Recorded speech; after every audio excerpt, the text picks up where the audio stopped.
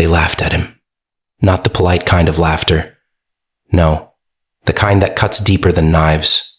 The kind that echoes in empty rooms when no one's there to hear it but you. He was invisible. Replaceable. Nothing. And the world? The world loves nothing more than reminding you of exactly how small you are. But here's the funny thing about hitting rock bottom. There's nowhere left to go except up. What happens when the quiet one stops staying quiet? When the ignored becomes undeniable? When the nobody decides he's done asking for permission to exist? You don't get a hero. You get something far more dangerous. Someone who built himself from nothing. And now everyone is forced to notice him. So go ahead. Keep watching. Because this isn't just a story of success. It's the rise of someone the world should have never underestimated. They laughed at nothing, at the empty pockets, at the worn-out shoes, at the silence that followed him like a shadow no one else could see.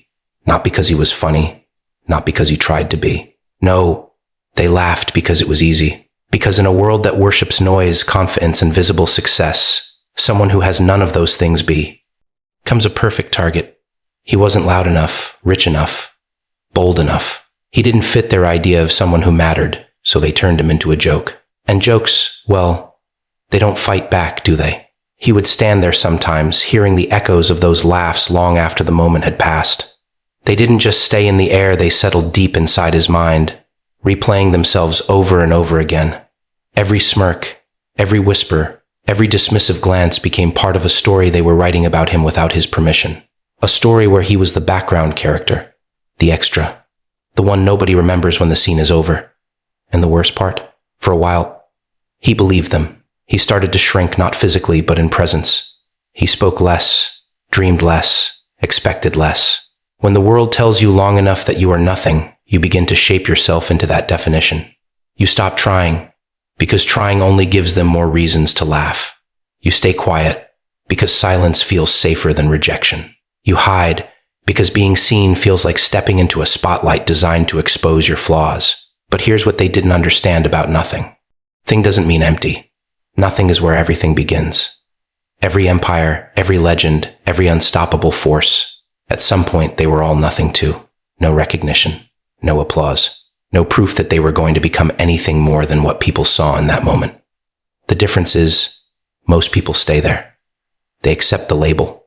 They let the laughter define their limits. He didn't. Not immediately. Not dramatically. There was no sudden explosion. No instant transformation that made everyone stop and stare. It was quieter than that, almost invisible. A shift, a question forming in the back of his mind. What if they're wrong? That question didn't silence the laughter, but it changed how it sounded. It stopped being a final verdict and started becoming background noise. Irritating, persistent, but no longer powerful enough to control him completely. And slowly, almost painfully slowly, he began to move differently. He paid attention. Not to them, but to himself. To the small things he could improve. The things no one claps for. The habits no one notices. The effort that doesn't get likes, shares, or approval. While they were busy laughing, he was busy learning. While they were pointing fingers, he was building something they couldn't see yet. Because nothing has a strange kind of freedom. When you're already at the bottom, there's nothing left to lose. No reputation to protect. No expectations to live up to. You're not trapped by the fear of failure, because in their eyes, you've already failed. And in that space, you can experiment, fall, get back up, and try again without anyone really paying attention. They thought his silence meant weakness. They thought his absence from the spotlight meant irrelevance. They thought nothing was the end of his story. But they never realized that while they were laughing at nothing, nothing was listening. Pain isn't weakness. It's raw material. Most people run from it. They hide it, numb it, bury it under distractions, pretending it doesn't exist. Because pain is uncomfortable. It exposes everything you try to keep together. It shows you the cracks, the insecurities, the parts of yourself you don't want anyone else to see. And in a world obsessed with looking strong, pain feels like failure. But what if it isn't? What if pain is actually the beginning? Every insult he heard, every rejection he faced, every moment he was overlooked, it didn't just disappear. It stayed. It built up, layer after layer, turning into something heavy inside him. At first, it felt like it was crushing him. Like every word, every laugh, every closed door was another weight he wasn't strong enough to carry. And maybe he wasn't at the start. Because pain doesn't come with instructions. It doesn't tell you how to handle it. It doesn't guide you toward growth. It just exists, demanding to be felt. And if you don't know what to do with it, it consumes you. It turns into anger without direction, sadness without relief, frustration without purpose. He felt all of that. There were nights when the noise in his head was louder than the world outside. Moments where he questioned everything: his worth, his abilities, his future. Times when giving up seemed easier than continuing to carry something that felt so heavy. Because pain has a way of making you feel alone, like no one else understands what it's doing to you. But here's the truth most people never realize. Pain is energy, and energy doesn't disappear. It transforms. The same force that can break you can also build you, depending on how you use it. The same emotions that make you feel weak can become the fuel that makes you relentless. But that transformation doesn't happen automatically. It requires a decision, a shift in how you see what you're going through. Instead of asking, why is this happening to me? He started asking, what can this make me? That question changed everything, because suddenly, pain wasn't just something to survive. It became something to use. Every insult became motivation. Every rejection became proof that he had more to prove, not to them, but to himself. Every failure became feedback, showing him where he needed to grow, what he needed to fix, how he needed to evolve. It wasn't easy. It never is. Turning pain into power requires discipline. It means facing the very thing you want to avoid. It means sitting with discomfort instead of escaping it. It means choosing growth over comfort again and again, even when it feels like nothing is changing. There were days when he slipped. Days when the weight felt too much, when the old thoughts tried to take over, when the easier path of quitting whispered louder than his determination. But each time he got back up, something inside him hardened, not I. In a cold or bitter way, but in a focused, unshakable way. He started to understand that pain wasn't his enemy. It was his teacher. It taught him resilience, how to keep going when everything inside you says stop. It taught him awareness, how to understand his weaknesses without being controlled by them. It taught him patience, how to trust a process that doesn't give immediate results. And most importantly, it taught him control. Because once you learn how to control what pain does to you, you become dangerous. You stop reacting impulsively. You stop letting emotions dictate your actions. You start channeling everything, every frustration, every doubt, every scar into something productive. While others were avoiding pain, he was mastering it. While others were looking for comfort, he was building strength. And the more he did it, the more he changed. Not in a way that was immediately visible to everyone else, but in a way that was undeniable to himself. His mindset sharpened. His focus deepened. His tolerance for discomfort expanded. Things that once broke him started to feel like challenges he could handle. Because pain, when used correctly, doesn't weaken you. It reforges you. It takes the parts of you that were soft, uncertain, and fragile and reshapes them into something stronger, more focused, more relentless. And while the world still saw the same person on the outside, inside, something entirely different was being built. Invisible today, inevitable tomorrow. There's a strange kind of silence that follows people no one notices. It's not peaceful. It's heavy. It lingers in classrooms where your presence doesn't change anything, in rooms where your voice doesn't shift the conversation, in spaces where you could disappear and nothing would feel different to anyone else. That's what being invisible feels like, not just unseen, but unfelt. He lived there. Not because he wanted to, but because that's where the world placed him. He wasn't the first choice, not even the second. Sometimes not a choice at all. Opportunities passed him by like he wasn't even standing there. People overlooked him without thinking twice. His efforts went unnoticed, his potential unrecognized, his presence easily ignored. And invisibility does something dangerous. It makes you question if you even matter. At first, he tried to change it the obvious way. He tried to be louder, to fit in, to match the energy of people who seemed to naturally draw attention. But it didn't work. It felt forced, unnatural, like wearing someone else's identity. And worse, it still didn't make people see him the way he wanted to be seen. So he stopped chasing attention. Not out of defeat, but out of realization. Because attention is temporary. It's loud, flashy, and often empty. People notice what shines, not always what lasts. And while others were busy trying to be seen in the moment, he started focusing on becoming someone who couldn't be ignored in the long run. There's a difference. Invisibility gave him something most people don't have.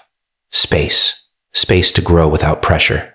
space to fail without judgment, space to experiment without expectations. While no one was watching, he was working, not for applause, not for validation, but for progress. The kind of progress that doesn't show immediately. The kind that builds quietly, layer by layer, until one day it becomes impossible to hide. He began to understand that being invisible wasn't a permanent condition. It was a phase where he could either stay hidden or prepare to emerge stronger than everyone expected. So he chose preparation. He studied himself, his strengths, his weaknesses, his habits, his mindset. He stopped blaming the world for not noticing him and started asking what he needed to become to make that impossible. Not in a desperate way, not in a way that begged for attention, but in a way that demanded respect. Because there's a point where growth reaches a threshold. A point where effort accumulates so much that it starts to show. Where skills sharpen to a level that can't be ignored. Where confidence builds from within, not from external validation, but from knowing exactly what you've put in when no one else was looking. That's when invisibility begins to crack.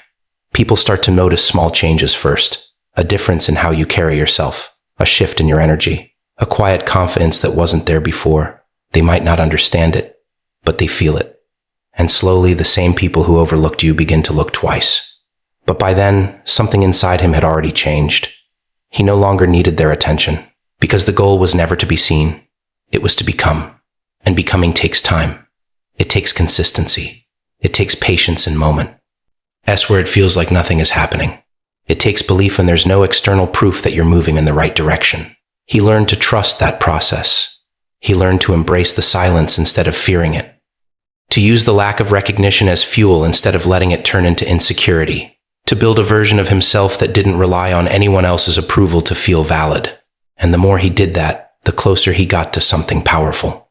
Inevitability, because when you consistently work on yourself, when you keep improving, learning, adapting, and pushing forward regardless of who's watching, you reach a point where your growth can't be contained anymore. It spills over. It shows up in your results, your presence, your actions. It becomes visible whether people are ready for it or not. And suddenly, the person who was once invisible becomes impossible to ignore. Not because they demanded attention, but because they earned it through undeniable progress. And that's the shift most people never see coming. The quiet ones, the overlooked ones, the ones no one expects anything from, they're not always staying that way. Some of them are preparing, some of tea. They are building something in silence that will eventually speak louder than anything words could ever say. He understood that. He embraced it. And while the world continued to overlook him, thinking nothing had changed, he was already becoming inevitable. When you stop begging for attention, you become impossible to ignore. There's a quiet desperation in constantly wanting to be seen. It shows up in the way people talk a little louder than necessary, in the way they chase validation through approval, likes, recognition, or even simple acknowledgement. It's subtle, but it's there, the need to matter in the eyes of others. And for a long time, he felt that too. He wanted people to notice him, to recognize his effort, to finally say you're worth something. Because when you've been overlooked for so long, attention feels like proof of existence, like evidence that you're not invisible anymore. So he tried. He adjusted himself to fit expectations. He spoke when he didn't have anything to say, just to be heard. He pushed himself into spaces where he didn't belong, hoping someone would finally see him differently. But the more he chased attention, the more it slipped away. And when he got a glimpse of it, it felt empty, temporary, like it belonged to a version of him that wasn't real. That's when he started to understand something most people ignore. Attention given is not the same as attention earned. When you beg for it, people might give it to you for a moment. Out of politeness, out of curiosity, sometimes even out of pity. But it doesn't last. It fades as quickly as it comes, leaving you in the same place, needing more of it to feel the same sense of validation. It becomes a cycle, and cycles like that drain you. They take your focus away from what actually matters: growth, skill, discipline, and redirect it toward performance, toward being liked instead of being respected, toward appearing valuable instead of becoming valuable. He realized he was playing the wrong game, so he stopped. Not suddenly, not perfectly, but intentionally. He pulled back from the need to be seen. He stopped explaining himself to people who didn't care to understand. He stopped trying to prove his worth through words or appearances. And most importantly, he stopped measuring his value based on how much attention he received. At first, it felt uncomfortable. Still. And so always does when you're used to noise. There were moments when he questioned if he was making himself even more invisible. Moments where it felt like he was fading further into the background instead of stepping forward. But instead of panicking and returning to old habits, he stayed with it. Because something else started to grow in that silence. Focus. Without the distraction of chasing validation, he had more energy to invest in himself. He began to work on things that didn't require an audience, skills that didn't need applause, habits that didn't look impressive but created real change over time. He became consistent, not for recognition but for progress. And consistency has a quiet power. It doesn't demand attention. It doesn't announce itself, but it builds something solid beneath the surface, something real, something that doesn't depend on anyone else's opinion to exist. While others were busy trying to be seen, he was busy becoming, and that difference started to show. Not immediately, not dramatically, but undeniably. His presence changed. There was a calmness in the way he carried himself, a confidence that didn't need to be spoken. He didn't try to dull me. Nate conversations, yet people started listening when he spoke. He didn't try to impress, yet his actions began to stand out. Because real value attracts attention naturally. It doesn't chase it. People began to notice without him asking them to. They became curious about what had changed. The same person they once overlooked now felt different. Not louder, not more desperate, but more grounded, more certain, more undeniable. And that's the shift. When you stop begging for attention, you remove the desperation that makes people look away. You replace it with substance, with something that holds weight, something that commands respect instead of requesting approval. He wasn't performing anymore. He was evolving. And evolution doesn't need an audience to happen. But once it reaches a certain level, it creates its own spotlight, a natural pull that draws attention without effort, without force, without the need to prove anything. The irony is, the moment he stopped caring about being noticed, he became impossible to ignore. Because people don't remember the ones who ask for attention. They remember the ones who make them pay attention without asking. Chaos isn't the enemy. It's the turning point. Most people fear chaos. They avoid it, resist it, try to control everything so life stays predictable, stable, safe. Because chaos feels like losing grip. It disrupts routines, breaks plans, shatters the illusion that everything is under control. And when that illusion cracks, it exposes something uncomfortable, the truth, that nothing is ever really guaranteed. He learned that the hard way. Everything he thought he understood, everything he tried to build in a straight line, eventually faced disruption. Plans failed. Efforts didn't always lead to results. Moments he thought would define his progress ended up testing him instead. It felt messy, unpredictable, frustrating, like trying to move forward while the ground kept shifting beneath his feet. At first, he fought it. He tried to force order into everything, to control outcomes, to avoid mistakes, to eliminate uncertainty. But the more he tried to control chaos, the more exhausted he became. Because chaos doesn't follow rules. It doesn't respond to pressure or planning the way people expect it to. It exists outside of comfort zones, outside of predictable patterns. And the more you resist it, the more it pushes back. That's when something shifted. Instead of asking how to avoid chaos, he started asking what chaos was trying to show him. Because every disruption carried something beneath it. Every unexpected failure revealed a weakness he hadn't addressed. Every setback exposed an area where he needed to grow. Every moment of uncertainty forced him to adapt instead of relying on what used to work. Chaos wasn't random. It was revealing. It stripped away what wasn't strong enough. It tested what he thought was stable. It forced him out of routines that kept him comfortable but limited. It showed him that growth doesn't happen in controlled environments. It happens when things don't go according to plan. That realization changed how he responded. Instead of freezing when things went wrong, he leaned in. Instead of seeing problems as obstacles, he started seeing them as opportunities to sharpen himself. When things broke, he didn't just try to fix them, he tried to understand why they broke in the first place. And slowly, chaos stopped feeling like an attack. It started feeling like training. Because every time things fell apart, he had a choice. He could complain, blame, and stay stuck. Or he could adapt, learn, and move forward stronger than before. And the more he chose the second option, the more resilient he became. He stopped needing perfect conditions. He stopped waiting for everything to align. He learned to operate in uncertainty. That's where most people struggle. They wait for clarity before they act. They wait for stability before they commit. They wait for the right moment, the right opportunity, the right circumstances. But chaos doesn't offer those things. It throws you into situations where you have to figure things out as you go, and that's where growth accelerates. Because when you don't have guarantees, you're forced to rely on your ability to think, adjust, and push forward anyway.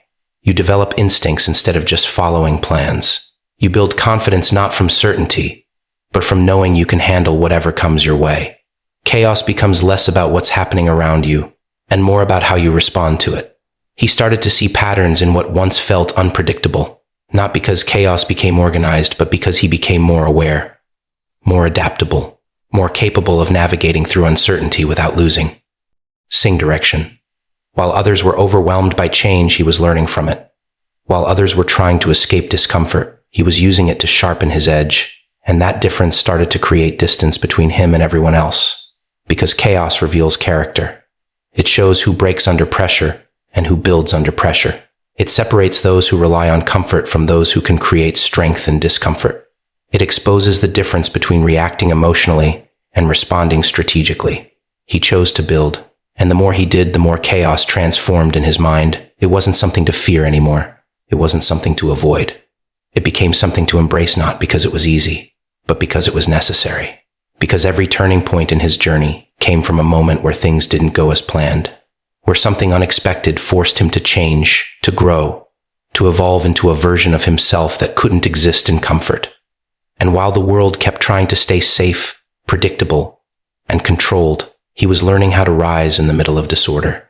From broken to something the world can't control.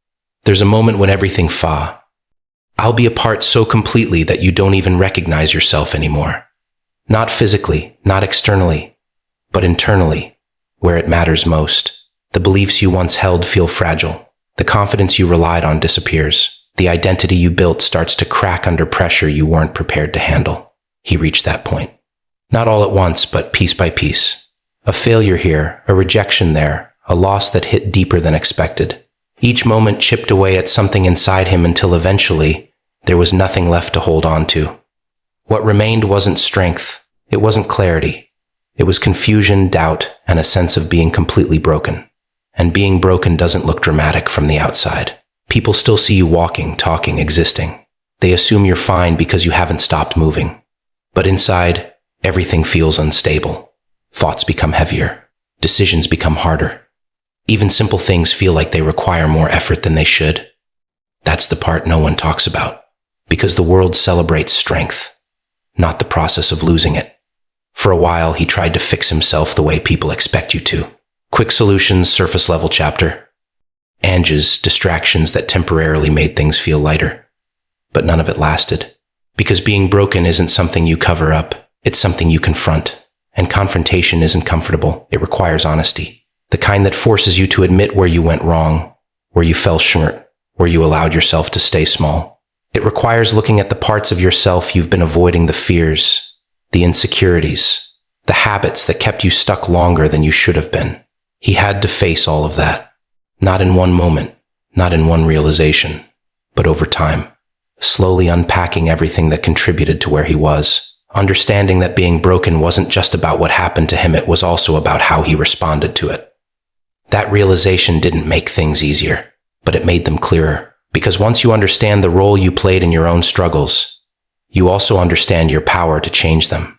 You stop seeing yourself as a victim of circumstances and start seeing yourself as someone who can rebuild piece by piece. Rebuilding is different from fixing. Fixing implies returning to what you were before. Rebuilding means becoming something new. He didn't want to go back to who he was. That version of himself wasn't strong enough to handle what life had thrown at him. It wasn't prepared. It wasn't developed. So instead of trying to restore what was lost, he focused on creating something better. Stronger foundations, better habits, a mindset that wasn't easily shaken. It started small. It always does. Simple actions, repeated consistently. Choices that didn't feel significant in the moment but added up over time. He began to take control of what he could, his thoughts, his reactions, his daily effort. And slowly, the chaos inside him started to organize. Not perfectly, but progressively. There were setbacks. Moments where old patterns tried to pull him back. Times when doubt resurfaced and questioned everything he was trying to build. But the difference now was awareness. He could see those patterns for what they were. He could recognize when he was slipping and make the effort to correct it. That awareness became power. Because once you see clearly, you're no longer controlled by things you don't understand. You're no longer reacting blindly. You're choosing your response, even when it's difficult, even when it requires more effort than giving in. And that's where transformation begins. Not in dramatic breakthroughs, but in consistent control over small decisions. He started to trust himself again, not because everything was perfect, but because he knew he could handle imperfection.